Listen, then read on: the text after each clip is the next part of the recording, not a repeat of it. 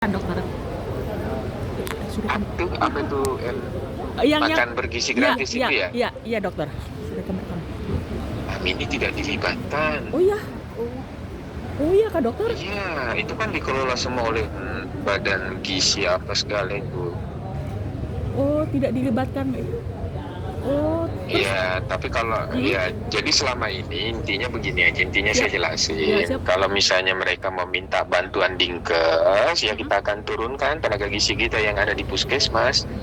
Nah, cuma saya memang juga nggak tahu ya, apakah karena ini kan kalau setahu saya kan di Kalimantan Tengah ini kan baru tingkat SD ya. Berarti kan kalau tingkat SD kan kewenangannya kota. Saya nggak tahu apakah dia sudah SMP komunikasi dengan Dinkes kota, nggak tahu saya. SMP, SMA juga, Dokter, sudah itu, Dokter? Sudah mulai Kalau dilakukan ya, bertahap? ya. Tapi ya kalau selama ini sih sebetulnya belum ada permintaan secara resmi ke kita untuk terlibat ya. Iya. Itu ya. Yang pertama ya bahwa tidak ada permintaan secara resmi untuk kami terlibat, tetapi tentu saja Dinas Kesehatan melalui jejaring dalam hal ini kan puskesmas yang akan bekerja ya. Iya, siap. Puskesmas yang akan bekerja ya tentu juga akan melakukan pemantauan secara berkala ke dapur gitu loh. Tetapi sih sebetulnya kalau untuk keamanan pangan ya, Iya. keamanan pangan yaitu sebetulnya kewenangannya di BPOM bukan di Dinkes Nah, gitu. Intinya kalau Dinkes diminta ya kita akan terlibat.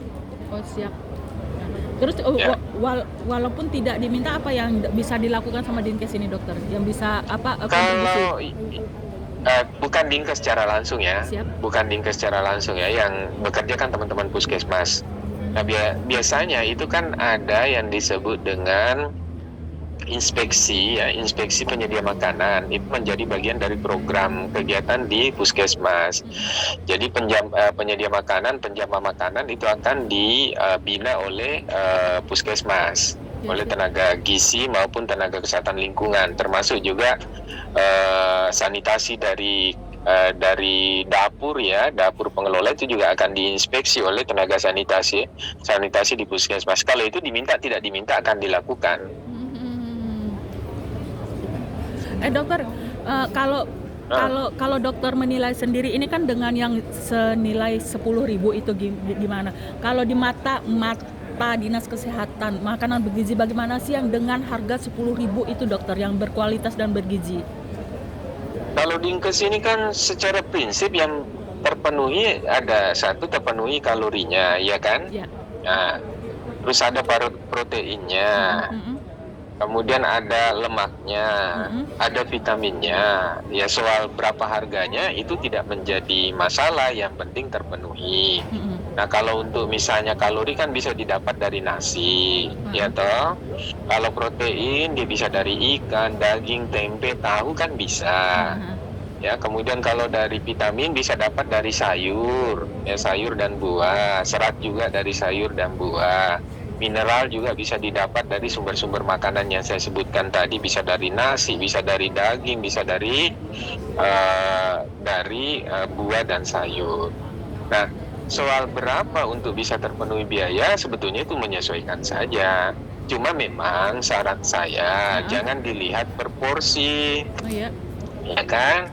Jangan dilihat per porsi tapi dilihat secara keseluruhan. Asumsinya kan per porsi atau per anak itu kan 10.000. Ya, 10.000. Kalau satu dapur itu mengelola 3.500 porsi, berarti kan ada duit sehari 35 juta. Iya, iya. Nah, jadi kalau 35 juta itu misalnya dibelikan beras, misal bahkan beli sapi setiap hari pun dapat itu sebetulnya 1 ekor sapi, iya nggak? Iya, iya, benar. Nah, jadi jangan dilihat, kalau menurut saya ya, cara pengelolaannya itu jangan dilihat per porsinya, tapi secara akumulatif. Dengan akumulatif 35 juta, ya kita bisa membeli ikan mungkin, ya kalau ikan saya pikir dapat berapa kilogram ikan itu, iya kan? Dapat berapa kilogram ikan, dapat berapa karung beras, bahkan kalau beli tempe mungkin 1 truk puso dapatnya itu. Iya kan? Iya, iya. Jadi mestinya harus dilihat begitu. Jadi jangan dilihat per porsinya. Kalau lihat per porsinya memang akan susah. Tapi lihat dalam konteks membeli dalam jumlah besar. Ya kan? Misalnya sekarang saja nih, harga sapi katakan misalnya mau beli sapi setiap hari ya. Harga sapi sekarang kan mungkin sekitar 17-an juta ya, Iya, iya. atau 15-17. Nah, katakan itu misalnya 100 gram, kalau 100 kilogram, kalau misalnya setiap anak dapat 100 gram, ya 100 gram, berarti kan bisa dapat 10.000 anak itu, ya nggak? Iya, siap dokter. Kalau 100 gram, harus begitu konteksnya. Jadi kalau kami orang kesehatan itu prinsipnya terpenuhinya unsur-unsur tadi, jumlah kalorinya berapa, kan tidak 3 kali makan, kan cuma sekali makan ya. Iya, siap. Rata-rata anak-anak itu kan usia seperti itu butuh kurang lebih 1.500 kalori, ya. Ya.